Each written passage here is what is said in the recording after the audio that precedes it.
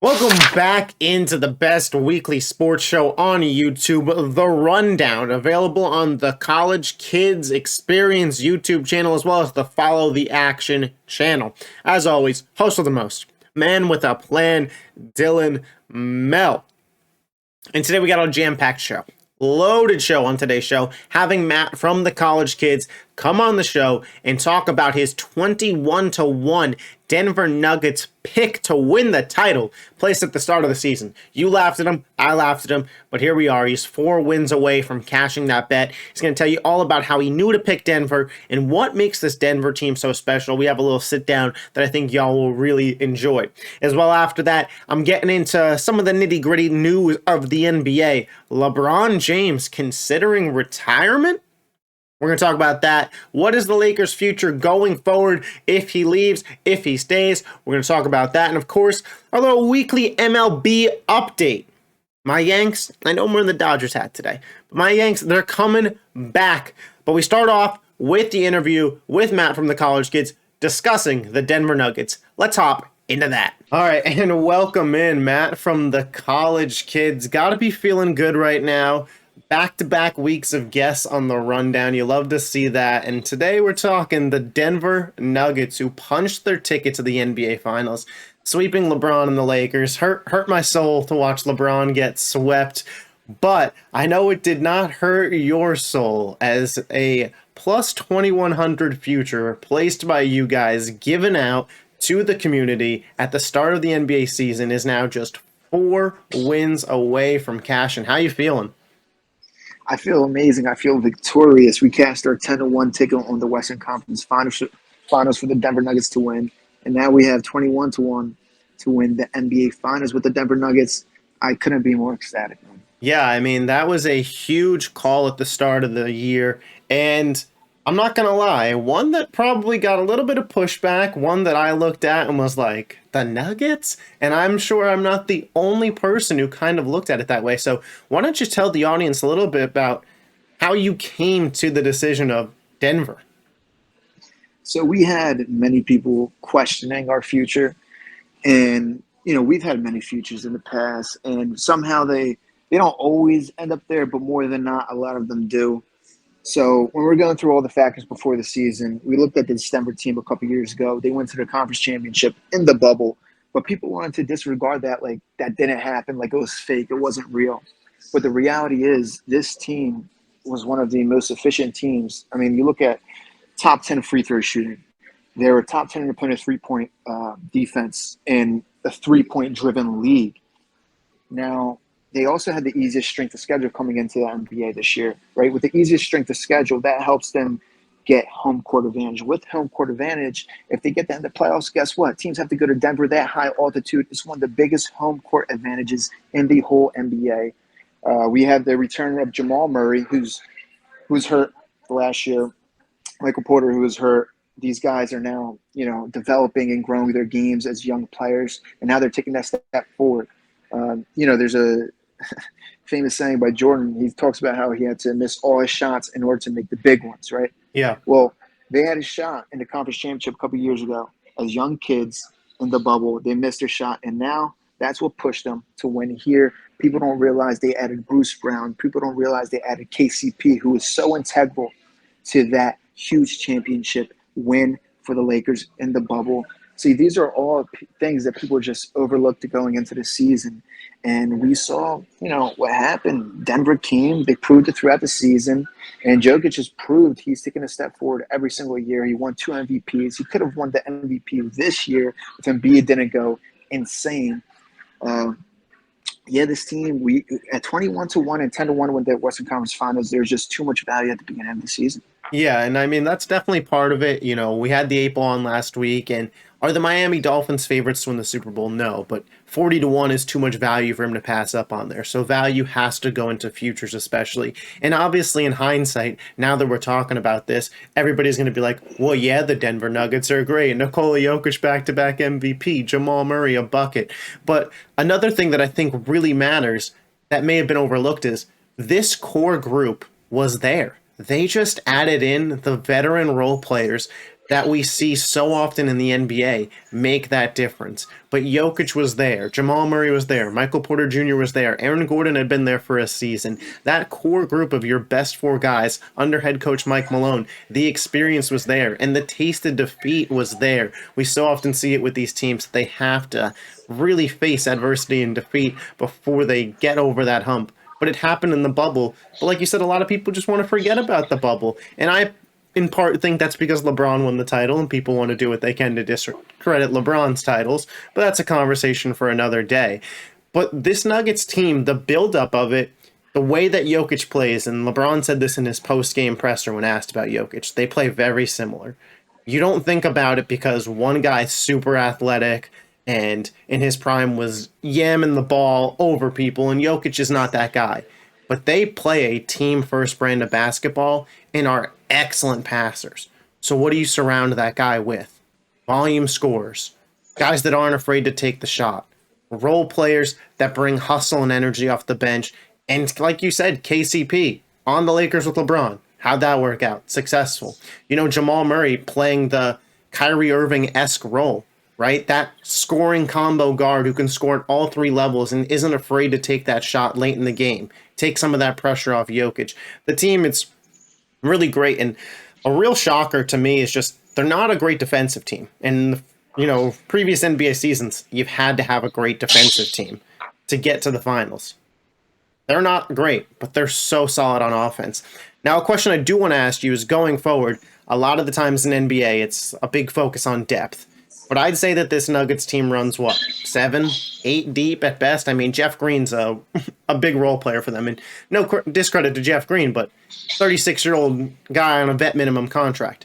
Do you see going forward teams focusing more on just the core 4 or 5 group of guys, a couple of shooters, and disregarding depth for the future?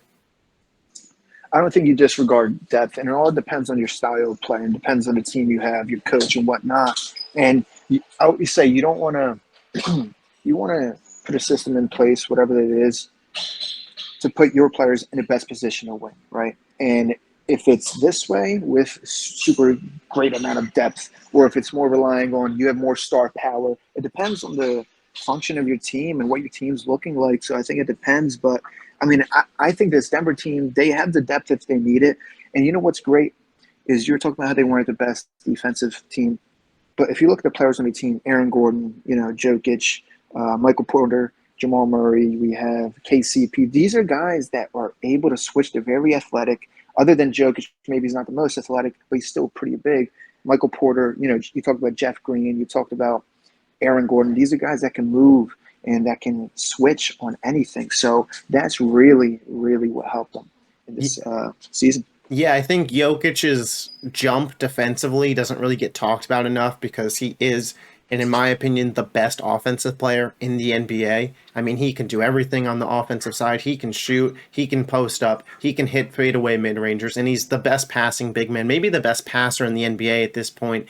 But his defense, if you go back to that bubble, Anthony Davis was giving him the works. His foot speed, it wasn't up to par to deal with a finesse big like Anthony Davis.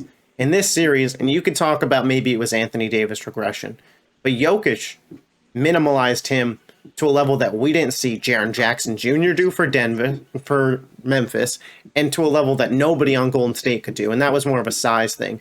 But Jokic, huge body, but that foot speed wasn't there in the bubble. It was there this year. Now, I want to talk about the finals matchup. Right now, it looks like it's likely going to be Miami. They're up 3-1 at the time of us recording this. So let's talk about if it is Miami. How confident are you in Denver pulling it out, cashing the 21-1 ticket, and beating Jimmy Butler? I know you're a big Jimmy guy, and the Miami Heat. Well, Jimmy Butler's my probably favorite NBA player. And he's been ever since he was on the Chicago, because I was a big fan of Derrick Rose, and I saw Jimmy Butler come in, and I've always been a huge fan. But he does, you know, he does strike fear in the opponent always. But I'm pretty damn confident in my Denver Nuggets this year. I might hedge just a little bit, secure, you know, guarantee myself some cash, but I'm gonna be riding with a lot. Yeah, yeah. I mean, I don't see anybody having an answer for Jokic. whether it was Boston or Miami. And especially the thing with Miami is Denver's just so much bigger. I mean, Bam's their center, and what's he listed at? 6'9", 6'10". You got Jokic, who's a 7-footer. Aaron Gordon, who's the same height as Bam. Michael Porter Jr., who's the same height as Bam. And, you know, a lot of people are going to focus on that size, but who on this team is guarding Jamal Murray? Is it going to be Jimmy Butler's responsibility every night? Because if so, he's going to be gassed on the offensive end, and that's where they need him. You know, is a Gabe Vincent or a Max Strus going to be able to step up? We just saw Jamal Murray against defensive coverage that, in my opinion, was solid. From Schroeder and Vanderbilt and LeBron even at times, averaged 32 points in the Western Conference Finals. I'm not sure who's stopping them. I would feel confident if I was you. If you had to sprinkle on Finals MVP, would it be Jokic, or would you take the additional odds at Jamal Murray due to his scoring threat? I think so. This is a little tougher one. Jokic is definitely going to command a lot, but the thing about Jokic is he's not fair to dish it out, right?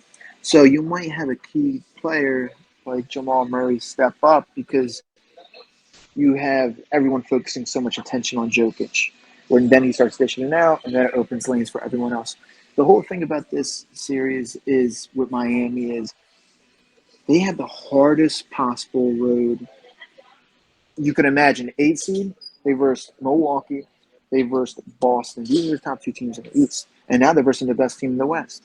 So like they have to continuously overcome odds, and by now they have to be gassed, especially with the way they play. So You talked about that altitude earlier. You talked about that altitude. Exactly. Playing at that altitude already gassed. I mean, it feels like a recipe for a short NBA Finals, if I'm being honest. Denver looks like they're going to get their first one in NBA history. And listen, you guys nailed it. You called it first. So, you know, that's a message to everybody watching. Don't Thank you so much. Trust the process here. Maybe not in the Sixers, but trust the process with the college kids. Thank you for joining us, Matt. I appreciate your time. Thank you so much. Have a wonderful day, guys. Love you. Keep firing. All right, and it was great having Matt on the show to talk about the Nuggets. You know, in my opinion, as I stated, they're clear title favorites. They beat the Lakers in 4 games. They are rolling. They are having a fantastic season. Health on their side, chemistry on their side, and they may have the best player in the world in Nikola Jokic. But let's talk a little bit about the team that they beat, the Lakers, and starting specifically with LeBron James, who hinted at retirement, saying that he doesn't know what his future holds with him in basketball. Do I believe LeBron James is going to retire? I'm going to say no. I mean, can you completely say it's not a possibility? Of course not. You bring it up in conversation, obviously it's possible. But I would put it at under a 5% chance. Right? LeBron, no farewell tour. LeBron didn't announce it before the start of the season. The goal has been to play with Bronny in the league, whether that be on the same team or just in the league at the same time. And we're just 2 years away from him hitting that goal. In year 20 at 38, he was averaging, 29 points per game in the regular season. And in the postseason, the last game that we saw, he had near a 40-point triple-double. So there's clearly gas left in that tank there. And you know, this isn't an excuse for losing the series. You get swept. But dealing with that foot injury, some explosiveness gone from LeBron clearly this postseason. Now, in offseason, to get surgery, recover. And he said, I think the big thing from that quote was, I don't know where I'll be this fall. I think it's very likely, very possible LeBron gets surgery this summer that holds him out for the start of the NBA season. And maybe that's more so what he was referring to. He sat down with Dave McMenamin, a ESPN guy for the Lakers, and said, you know, I'm still better than 95% of the league. And that's true. When you think about it, if you say 95%, can you name 30-plus guys better than LeBron right now? Probably not. LeBron's top 10, top 15 in this league right now. So I don't think he walks away. High level of game, still has championship aspirations, whether it be with this Lakers team or on the Warriors as Cowherd and Nick Wright. We're floating out the idea. I floated it out too. You know, got to get those clicks. But I'd say he doesn't retire. The main reason I'd say he did this move was, a little GMing for the Lakers, right? LeBron wants to be in control of the Lakers this offseason. And with just 1 year left on his contract, it's very possible that Pelinka and Jeannie Buss say, we're grabbing a hold of our franchise before we're left in the dust. But if LeBron says, well, I don't even know if I'm going to play if you guys don't do what I say, they're going to do what he says. And whether that be go get a Kyrie Irving, whether that be run the same roster back this year, whether it be, hey guys, I want y'all to trade Anthony Davis, but I want you to say that it was your idea. I'm not sure what direction this Lakers team and LeBron wants to go in, but there's a clear question mark of what is the Lakers' future? A roster with more questions than answers at this point. Going into next season, saying if LeBron plays, you got LeBron, Anthony Davis, Jared Vanderbilt, and I think Mo Bamba on the roster, and that's it. D'Angelo Russell, free agent. Malik Beasley, free agent. Austin Reeves, free agent that you got to sign back. Rui Hachimura, free agent. And, the questions of, do the Lakers just run it back? This same team with a year of training camps, a full season together, not playing catch-up right after the trade deadline and having pressure on every single game. Can they get a higher seed? Can they have home court? Can they get easier playoff matchups than the 2-seed Memphis Grizzlies, the Golden State Warriors, and then the Denver Nuggets? Is this team just simply better when LeBron is that much better and that much more explosive? Are they good enough to win the title then?